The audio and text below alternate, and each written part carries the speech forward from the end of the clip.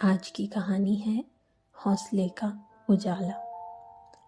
Hello ma'am, मैं रिद्धिमा के college से बात कर रहा हूँ। आई एम सॉरी, लेकिन मुझे आपको ये बताते हुए बेहद अफसोस हो रहा है कि कुछ दिनों से रिद्धिमा की आँखों में एक इन्फेक्शन था। उसके चलते अब वो अपनी दृष्टि खो बैठी है। अभी वो अस्पताल में ही है, मगर उन्हें अभी इस बात के बारे में जानकारी नहीं दी गई है। आप कृपया जल्द से जल्द यहाँ पहुँचे, जिससे कि हम सब मिलकर रिद्धिमा को इस मुश्किल वक्त में सहारा दे सकें। सुनते ही अभिता के पैरों से मानो जमीन खिसक गई। हाथ से फोन कब गिरा और वो खुद भी कब माथा पकड़कर जमीन पर निडाल बैठ गई, ये उसे भी नहीं पता चला। रिद्धिमा उसकी 19 वर्षीय इकलौती बेटी, जो उनके छोटे शहर से दूर हॉस्टल में वनस्पति विज्ञान की पढ़ाई कर रही थी। इस दुनिया में रिद्धिमा और अभिता का एक दूजे के अलावा कोई नहीं था। उसके पति और रिद्धिमा के पिता ने तो बहुत पहले ही उसे बेटा पैदा न होने के कारण छोड़ दिया था और दूसरा ब्याह कर अपना घर संसार बसा लिया था। ये बात और है कि इसे उसके दिल से निकली आह कहें या फिर नन्ही रिद्धिमा की बद्दुआओं का असर कहें। उसकी दूसरी शादी से भी उसे 2 बेटियां नसीब हुई। हाँ, मगर दहेज बहुत मिला था, तो शायद दौलत की चकाचौंध ने वारिस के सपने को धुंधला कर दिया, क्योंकि 2 बेटियों के बावजूद उस शख्स ने बेटे की चाह में कोई तीसरी शादी नहीं की। अभिता को अब भी वो भयानक रात याद थी जब रिद्धिमा के जीवन को पूर्ण विराम लगाने के इरादे से वे लोग उसे पास वाले मंदिर लिए जा रहे थे। अभिता ने अकेले ही उस रात माँ का त्रिशूल उठा लिया था अपनी बेटी की रक्षा करने के लिए, मगर अगले दिन पंचायत में अभिता पर ही झूठा इल्जाम लगाकर उन लोगों ने उसे गांव से निकलवा दिया। न खाने को कुछ, न रहने का ठिकाना, ना ही हाथ में रुपए पैसे। ऐसे में बच्ची को लेकर बड़ी मुश्किल से अभिता अपने मायके लौटी थी। वहाँ पर भी कुछ समय तो सब ठीक रहा, लेकिन धीरे धीरे माँ की बिगड़ती तबीयत और भाई भाभी से मनमुटाव बढ़ने के कारण अभिता ने रिश्ते हद से ज़्यादा बिगड़ते हुए देखे तो वह पहले ही उन सब से अलग होकर रहने लगी। एक छोटा सा मकान किराए पर लेकर वो रिद्धिमा के साथ वहाँ रहने चली गई थी और आस पड़ोस के बच्चों को ट्यूशन पढ़ाकर अपना गुजर बसर करने लगी। साथ ही रिद्धिमा को भी माँ और पिता दोनों का प्यार देकर पालती रही। नन्ही सी बच्ची को उसने सब कुछ अकेले ही सिखाया। उसका पूरा जीवन जैसे रिद्धिमा के इर्द गिर्द ही घूमता था। धीरे धीरे वो दोनों अपने इस छोटे से आशियाने में बीती सारी बातें भुलाकर खुशी से रहने लगे। रिद्धिमा जब 3 वर्ष की हुई तो उसका दाखिला घर के पास ही अच्छे स्कूल में करवाकर उसने भी एक स्कूल में नौकरी ढूंढ ली। अब वो सुबह सुबह उठ सारा काम खत्म करती, फिर रिद्धिमा को स्कूल छोड़ अपने स्कूल जाती और शाम को ट्यूशन पढ़ाती और साथ ही रिद्धिमा को भी पढ़ाई के साथ साथ जीवन के ज़रूरी पाठ पढ़ाती।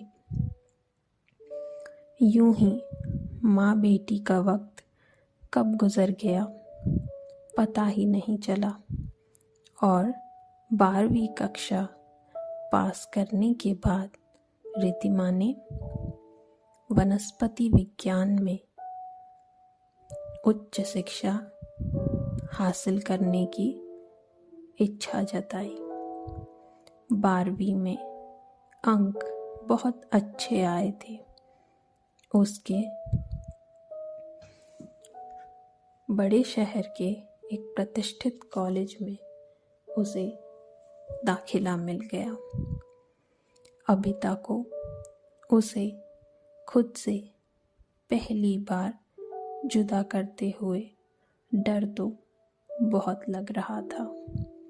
जाने कैसे कैसे ख्याल मन में आ रहे थे, मगर रिद्धिमा ने जब उसे उसी की सीख याद दिलाई जो वो उसे बचपन में देती थी, तो उसने भी रिद्धिमा के संग हौसलों की एक और उड़ान भरी। खुद रिद्धिमा को कॉलेज छोड़कर आई थी वो 2 वर्ष पहले। शहर का बड़ा नामी कॉलेज था वो। इतना अच्छा माहौल, इतनी अच्छी फैकल्टी, हॉस्टल भी लड़कियों के लिए बिल्कुल सुरक्षित। अभिता की तो जैसे सारी चिंता ही मिट गई थी उस दिन। पहली बार शायद उसे ये लगा था कि अब रिद्धिमा का जीवन एक राह पर बिना किसी जद्दोजहद के आगे बढ़ेगा। अभी पिछले ही महीने तो रिद्धिमा छुट्टियों में घर होकर गई थी। कितनी खुश थी। अपने जीवन के सपने भी उसके साथ सजा कर गई थी, मगर किस्मत को शायद कुछ और ही मंजूर था, जिसका नतीजा था ये फ़ोन कॉल, जिसने अभिता को पूरी तरह से झकझोर कर रख दिया। उसे लगा मानो आज वो जीवन से हार गई। उसकी आंखों के आगे वो मंजर था जब नन्ही रिद्धिमा को उसके घर वाले उस रात खत्म करने के लिए ले जा रहे थे। उसे ऐसा महसूस हुआ जैसे मानो उस रात उसके हाथों से वो त्रिशूल गिरकर उसकी बच्ची को ही लग गया। उसे लगा जैसे इतने बरसों की जंग जो वो माँ बेटी मिलकर लड़ रही थी, आज वो हार गई। उसका दिल बैठा जा रहा था। हिम्मत नहीं कर पा रही थी वो खुद को उठाने की। मगर वो कहावत है ना, डूबते को तिनके का सहारा। ऐसा ही कुछ उसके साथ हुआ। कुछ ही देर में उसकी काम वाली बाई अफरोज आई। उसे यूं जमीन पर निडाल बैठे देख पहले तो बहुत घबरा गई, मगर फिर खुद को संभाल कर उसने उसे भी संभाला। वहाँ से उठाया, भीगे रुमाल से उसका चेहरा साफ किया, पानी दिया, फिर उसे शांत कराकर पूछा कि माजरा क्या है। उसने सारी बात अफरोज को विस्तार से बताई। क्या होगा अफरोज, मेरी बच्ची का जीवन का क्या होगा? क्या बिगाड़ा था उसने किसी का जो ईश्वर ने उसे ऐसी सजा दे दी? कैसे गुजारेगी वो ये पहाड़ जैसी जिंदगी बिना रोशनी के? कैसे बर्दाश्त करेगी वो इतनी लंबी काली स्याह रात? अफरोज, वो बिलख बिलख कर रोते हुए कह रही थी। भाभी, आप तो आज तक हम सबको हौसला देती आई हो, यहाँ तक कि मेरे जीवन में भी अंधकार से लड़कर नया उजाला लाने वाली आप ही हो। आपने तो शुरू से रिद्धिमा बिटिया को ये समझाया है कि जिंदगी हर रोज नई चुनौतियाँ देती है और जो इन चुनौतियों से जंग लड़कर आगे बढ़ता है वही जीवन में अंतिम बाजी मारता है। आपने तो अकेले ही पूरे समाज से इस बच्ची की खातिर लोहा लिया था, तो फिर आज इस मुश्किल की घड़ी में आप कैसे टूट सकती हो? अगर आप ही हार मान लोगी तो फिर रिद्धिमा बिटिया का सारथी कौन बनेगा? कौन उसे जीवन के इस रण में रचे चक्रव्यूह से सुरक्षित बाहर निकालेगा? रिद्धिमा बिटिया की जिंदगी अभी के लिए थम जरूर गई है मगर रुकी नहीं है। तो किस बात का विलाप? आप तो अंधेरों में भी उजाले ढूंढने में सक्षम हो, तो आज क्यों घबरा रही हो? आप बनो रिद्धिमा बिटिया की आंखें और उसे जीवन के इस अंधकार से बाहर निकाल कर लाओ। अफरोज ने अभिता को हौसला बंधाते हुए कहा। अब तक मायूस बैठी अभिता कुछ जैसे एक रोशनी की किरण मिल गई थी और वो उठ खड़ी हुई एक नई जंग के लिए फौरन तैयार होकर निकल पड़ी रिद्धिमा को वापस घर लाने। अगले दिन सुबह अस्पताल पहुंचकर जैसे ही उसने रिद्धिमा को देखा, उसकी खूबसूरत आंखें देख उसका दिल एक बार फिर टूट सा गया, मगर इस बार गिरने की बजाय उसने खुद को संभाला और रिद्धिमा के कंधे पर हाथ रखकर बुलंद आवाज में कहा, मेरी बच्ची, चल घर चले, मैं तुझे लेने आई हूँ। क्यों माँ, क्या हुआ? अभी कुछ दिनों में मेरी आंखें ठीक हो जाएंगी, फिर एग्ज़ाम आ रहे हैं, मैं अभी आपके साथ नहीं जा सकती। रिद्धिमा ने जिस विश्वास के साथ उत्तर दिया, वो विश्वास अभिता को कचोट रहा था, लेकिन वो ठान चुकी थी कि चाहे जो हो वो ना टूटेगी ना बिखरेगी। अभिता बोली, अब तेरे जीवन के एक नया संघर्ष शुरू होने जा रहा है और इस संघर्ष में तेरी आंखों ने तेरा साथ छोड़ दिया है।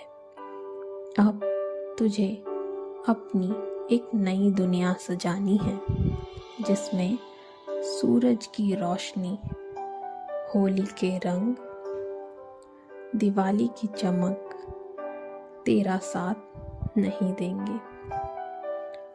तुम कहना क्या चाहती हो माँ? मैं कुछ समझी नहीं। अभिता ने कहा, ये जो कमरे में घना अंधेरा है, जिसे तू अब तक ये समझ रही है कि कमरे में डॉक्टर्स ने तेरे इलाज के लिए तुझे डार्क रूम में रखा है, ऐसा कुछ भी नहीं। ये कमरा रोशनी से चकमगा रहा है। तेरे ठीक सामने बनी खिड़की से सूरज की किरणें ठीक वैसे ही इस कमरे को आज भी रोशन किए है, जैसे बरसों से करती आई होगी। मगर उस इन्फेक्शन के चलते तेरी आंखों ने तेरा साथ छोड़ दिया है। अब तू न कभी देख पाएगी। कहते हुए अभिता ने रिद्धिमा को कसकर गले लगा लिया। इससे पहले कि वह कुछ भी कहती, रिद्धिमा के चेहरे को हाथों में भरकर उसके आंसू पोंछते हुए उसने कहा, सुन रिद्धिमा, रोना नहीं, विलाप नहीं, कुछ भी नहीं। दुख को समेट और अपनी ताकत बना और चल घर। हम मिलकर ये जंग भी लड़ेंगे और जीतेंगे। कहते हुए उसने अपने आंसू पोंछे और उसका सामान बांधना शुरू किया। हॉस्टल से भी उसके दोस्त से उसका सामान मंगवाया। वो जानती थी कि राह इतनी आसान नहीं होगी। रिद्धिमा चुप तो थी, मगर उसका चेहरा बता रहा था कि वो टूट चुकी है।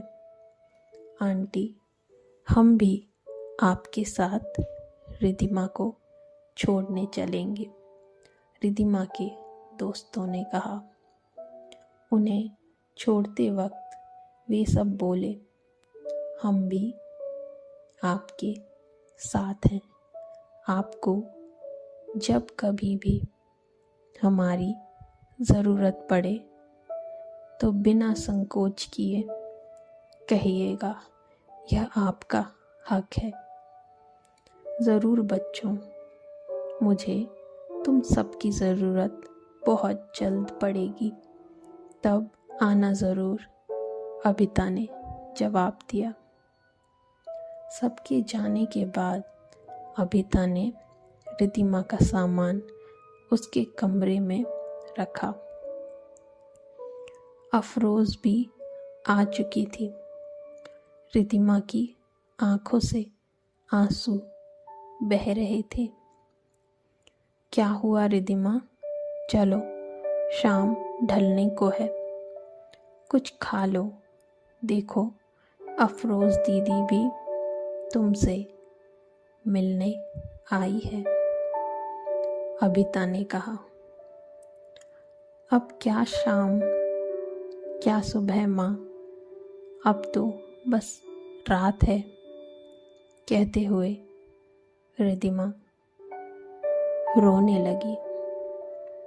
रो ले बेटा, रो ले, निकाल दे दिल का सारा गुबार, तभी तो जीवन के इस नए मोड़ पर डट कर खड़ी हो पाएगी। दिल से दुख निकलेगा और हिम्मत की जगह बनेगी। मैं रोकूंगी नहीं तुझे आज, अभिता ने कहा। वो रात माँ बेटी पर बड़ी भारी थी, बहुत लंबी, जैसे सूरज उनकी परीक्षा ले रहा हो।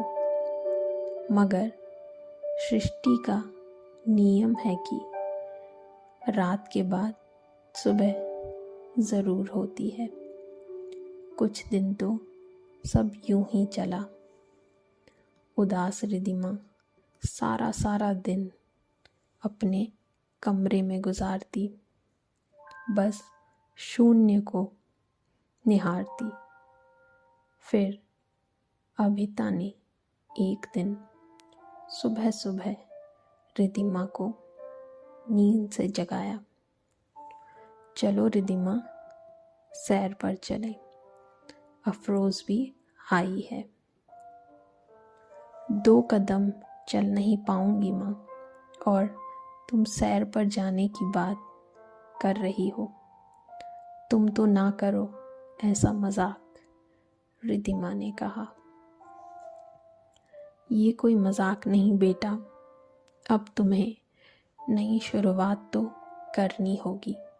यूं रोते रोते जिंदगी नहीं गुजारी जा सकती, अभिता ने जवाब दिया। माँ, किस जिंदगी की बात कर रही हो? ना देख सकती हूँ, ना पढ़ सकती हूँ, ना कुछ और। एक वैज्ञानिक बनने का सपना था, अच्छी डांसर बनने का सपना था, कैनवस पे रंग भरने का सपना था। सब खत्म हो गया एक झटके में। अब क्या जीवन और क्या जीना, रिद्धिमा ने कहा। रिद्धिमा, तुमने तो मुझे सारी उम्र जिंदगी से लड़ते देखा है। मुझे क्या, तुमने खुद जीवन में कितना संघर्ष किया है। रिद्धिमा, आंखों की रोशनी गई है, उस हौसले का उजाला नहीं जो मैंने तुम्हें भेंट किया था। आत्मविश्वास को यूं ना टूटने दो तुम। अब आंखों का काम तुम्हें अपने एहसास से लेना होगा। अपने जीवन को एक नया मोड़ देना होगा। बचपन में भी कहाँ तुम्हें चलना आता था, सिखाया ही था मैंने। एक बार फिर से सिखाऊंगी। बस तुम सीखने को तैयार हो जाओ। थोड़ी सी हिम्मत और ये जंग भी हम जीतेंगे, अबिता ने कहा। बस यूं ही दिन रात अबिता रिद्धिमा को हिम्मत बनाती, उसे सुबह सैर पर लेकर जाती। बगीचे की वो महक जैसे रिद्धिमा में धीरे धीरे नई जान फूंक रही थी। अब अबिता को एक कदम और आगे बढ़ाना था। उसने शहर में शिफ्ट होने का फैसला लिया। रिद्धिमा के दोस्तों से कहकर किराए पर एक छोटा सा मकान लेने को कहा। वहां पहुंचकर उसने सबसे पहले वहां एक अंध विद्यालय में रिद्धिमा का दाखिला करवाया। आगे आने वाले जीवन के लिए ये बहुत ज़रूरी था कि रिद्धिमा ब्रेल भाषा सीखे और वहाँ पर और भी कई प्रकार के प्रशिक्षण ले। उस दिन फिर एक बार रिद्धिमा टूट गई। इस सब से क्या होगा माँ? मेरा सपनों का अंत यहाँ क्यों लिखा था विधाता ने? उसके आंसू आज फिर बह निकले। होगा क्यों नहीं रिद्धिमा? और ये सपनों का अंत नहीं। इस जगह से तुम्हें अपने सपनों तक पहुंचने की नई राह मिलेगी। और तुम कब से कायर बन गई? तुम्हें तो मैं बहुत साहसी समझती थी।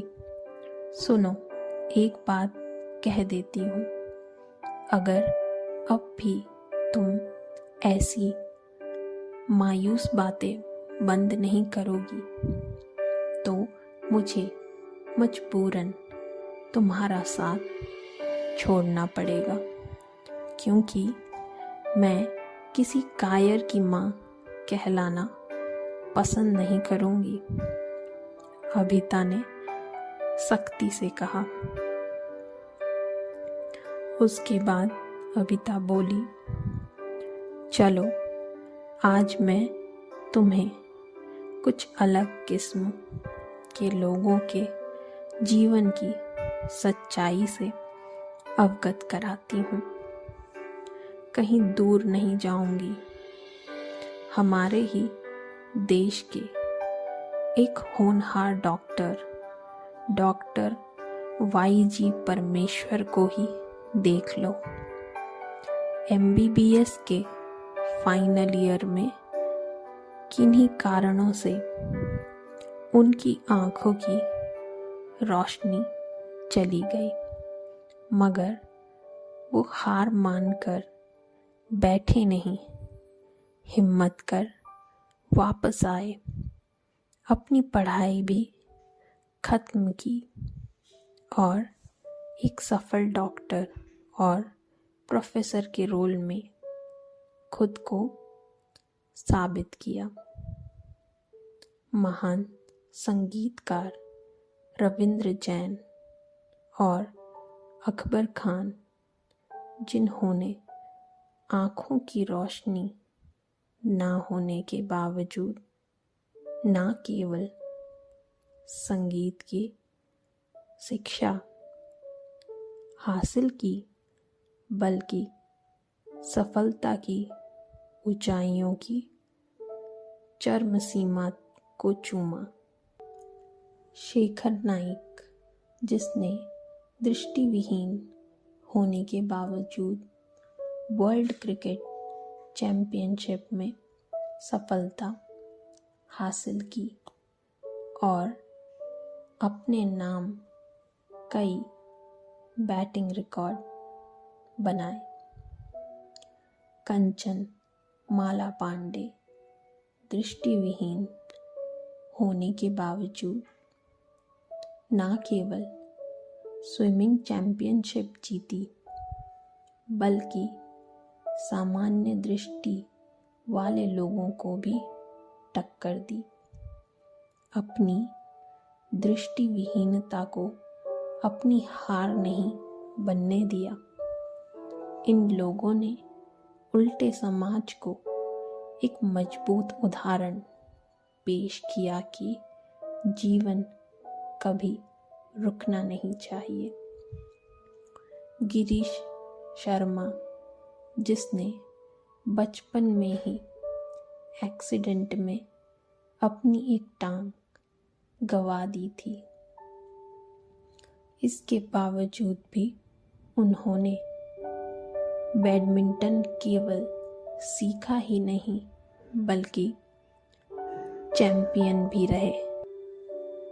सुधा चंद्रन को ही ले लो, हादसे में टांग गंवाने के बावजूद भरतनाट्यम में महारत हासिल की और फिल्म इंडस्ट्री में अपना एक मुकाम हासिल किया। और अरुणिमा सिंह, उन्हें आज कौन नहीं जानता, जिसे बिना किसी अपराध के कुछ लोगों ने ट्रेन से धक्का दे दिया था। उसने उस हादसे में टांग कटने के बावजूद भी माउंट एवरेस्ट का शिखर चूम अपनी किस्मत को और उससे खिलवाड़ करने वालों को करारा जवाब दिया। जैसे जैसे अभिता रिद्धिमा के हौसले के टूटे हुए पंख फिर से जोड़ रही थी, उसकी आंखों में उस हौसले की चमक को फिर एक बार लौटते हुए देख पा रही थी। कुछ दिन बाद एक नए साहस के साथ उन दोनों ने फिर से अंध विद्यालय में कदम रखा। रिद्धिमा को कुछ दिन तो वहाँ बहुत असहज महसूस हुआ, लेकिन बचपन से ही एक मेधावी छात्रा रही रिद्धिमा ने जल्द ही ब्रेल भाषा की बारीकियां सीखना शुरू कर दिया। अभिता के लिए भी ये रास्ता आसान नहीं था। उसे तो जैसे नन्ही रिद्धिमा को एक बार फिर से जीवन पथ की ओर ABCD का पाठ पढ़ाना था, जो खुद उसे भी नहीं आता था, वो भी एक नए तरीके, नए नज़रिए से। वो रिद्धिमा को पार्क लेकर जाती, वहाँ स्पर्श के एहसास से चीज़ों की पहचान करवाती, खुशबू के एहसास से अपने आसपास के वातावरण से अवगत करवाती, यहाँ तक कि हवा की झोंकों की दिशा से भी दोस्ती करवाती। हर चीज़ उसे एक छोटे से बच्चे की तरह समझाती। उधर अंध विद्यालय में रिद्धिमा ने ब्रेल भाषा के साथ साथ अपनी नृत्य की शिक्षा भी दोबारा प्रारंभ किया। और अपने मनोव्यवस्था को दोबारा कैनवस पर उतारने का भी फैसला लिया और इस बार पेंटिंग ब्रश की जगह उसकी उंगलियों ने ली। अपने हाथों से वो कैनवस को नापती हुई और अपने स्पर्श से रंगों के नाम पहचानती हुई अपनी हर भावना को बड़ी खूबसूरती से अपनी उंगलियों के सहारे कैनवस पर जन्म देने लगी। उसके जीवन में आने वाली कठिनाइयों को देखते हुए अबिता ने उसे जूडो कराटे सीखने को भी राजी किया और अब तक हवा का रुख तक पहचान चुकी रिद्धिमा ने अपनी पूरी शक्ति लगा दी आत्मरक्षा के लिए ये कला सीखने में। दूसरी तरफ उसने अपने कॉलेज में पढ़ाई दोबारा शुरू करने के लिए अर्जी दाखिल की, लेक्चर अटेंड करने शुरू किए। उसके प्रोफेसर्स ने भी उसका हर कदम पर साथ दिया। अगले ही वर्ष रिद्धिमा ने अपनी स्नातक की डिग्री पूरी भी की और कठिन हालातों के बावजूद वो यूनिवर्सिटी टॉपर भी रही।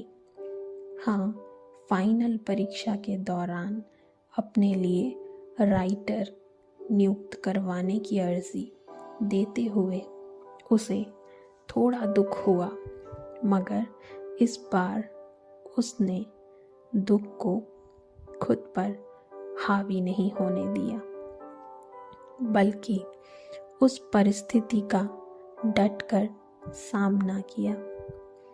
इतना ही नहीं, उसे उस साल कॉलेज की सर्वश्रेष्ठ छात्र की ट्रॉफी से भी नवाजा गया और ये अवार्ड उसे उसके प्रति किसी सहानुभूति की वजह से नहीं, बल्कि उसकी लगन और काबिलियत की वजह से दिया गया। अपने जीवन की सभी मुश्किलों को पार करते हुए रिद्धिमा ने अपनी माँ की सहायता से अपने जीवन की सबसे बड़ी जंग पूरी लगन, मेहनत और ईमानदारी से जीती और आगे उच्च शिक्षा हासिल करने के बाद वो एक अच्छे कॉलेज में प्रोफेसर के तौर पर कार्यरत हुई। साथ ही एक होनहार कुशल नृत्यांगना जो स्टेज को अपने कदमों से नाप लिया करती थी और साथ ही एक अनूठी अद्वितीय पेंटर जो अपनी उंगलियों से कैनवस पर जिंदगी के रंग बिखेरने में सक्षम थी।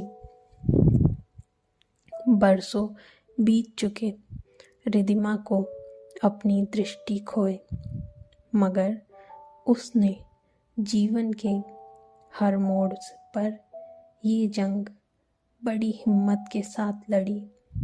आज उसकी पेंटिंग की प्रदर्शनी थी जिसमें उसकी बहुचर्चित पेंटिंग हौसले का उजाला की बोली लगाई जानी थी और जिससे आने वाली रकम उस प्रशिक्षण संस्थान को जानी थी जो उसकी माँ अबिता रिद्धिमा जैसे और कई ज़रूरतमंद लोगों के लिए चला रही थी। एक बहुत ही बड़े व्यापारी बहुत देर से वो पेंटिंग निहार रहे थे। जब उन्हें पता चला ये पेंटिंग किसी दृष्टिहीन ने बनाई है तो वह व्यापारी आश्चर्य में रह गए और उसकी बहुत बड़ी बोली लगाकर पेंटिंग को खरीद कर ले गए।